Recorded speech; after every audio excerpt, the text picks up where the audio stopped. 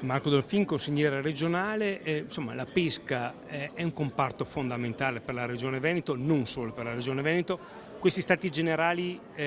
daranno quello spunto di riflessione per andare verso una pesca e un'acquacoltura sempre più sostenibili. L'auspicio è questo, eravamo partiti con diciamo così, l'annuncio iniziale a gennaio, poi dopo la conferenza stampa di venerdì scorso e l'inizio diciamo, delle 4 giorni che ci vede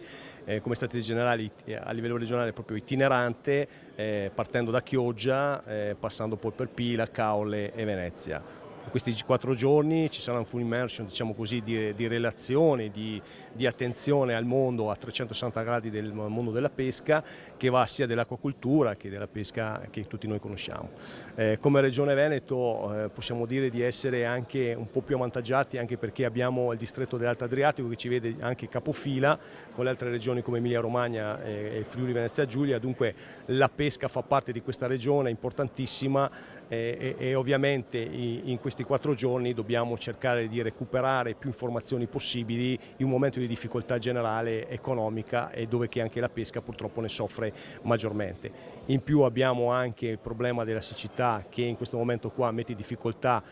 lo stesso settore della pesca sulla laguna e dunque veramente a 360 gradi dobbiamo entrare nel vivo delle varie tematiche e cercare però dopo dare delle risposte, perché parlare per 4 giorni e non concludere assolutamente nulla sarebbe veramente qualche cosa che poi dopo non porta a niente. Dunque l'auspicio di questi 4 giorni è quello appunto di fare, come si può dire, sto nel pezzo, punto nave per cercare poi dopo di dare quegli strumenti necessari agli operatori, ai nostri pescatori, alle varie categorie e tutto l'indotto che ne deriva. Ovviamente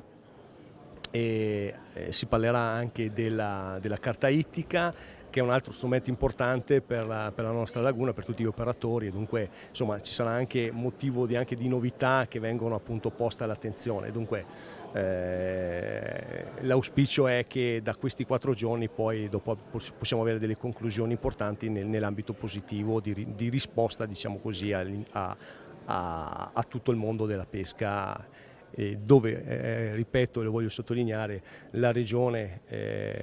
c'è ed è a fianco del mondo della pesca e delle marinerie, l'ha già dimostrato anche nei momenti, nei tavoli che contano per far sentire appunto il momento di difficoltà del settore.